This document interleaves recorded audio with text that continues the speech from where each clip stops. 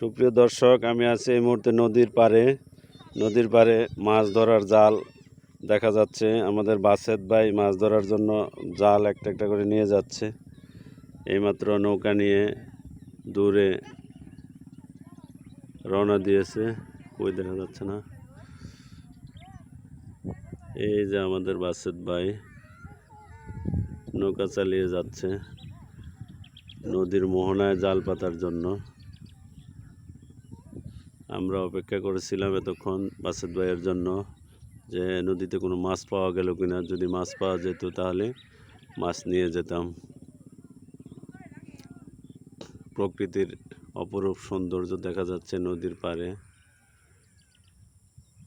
এটা হলো বাসেত ভাইয়ের মাছের ঘের। এখানে প্রকৃতি প্রেমীরাও আছে, সবাই ছবি টবি তোলা নিয়ে ব্যস্ত।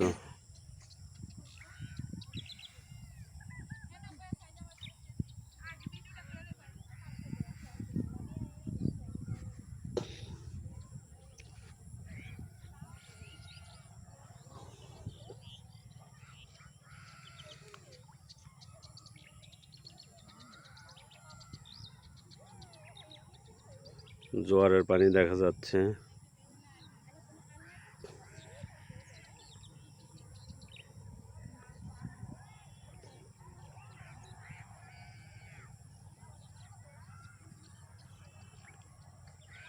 এলো ভুট্টা ক্ষেত, নদীর চরের মধ্যে ভুট্টা ক্ষেত। অবশিষ্টাংশ দেখা যাচ্ছে, ফসল নিয়ে গেছে কিন্তু এখনো ভুট্টা গাছ দাঁড়িয়ে আছে। এর মধ্যে জোয়ার চলে এসেছে, আস্তে আস্তে এই এলাকায় পানি হয়ে যাবে। আমি যে জায়গায় দাঁড়িয়ে আছি এখানেও ঠাঁই হবে না পানির জন্য।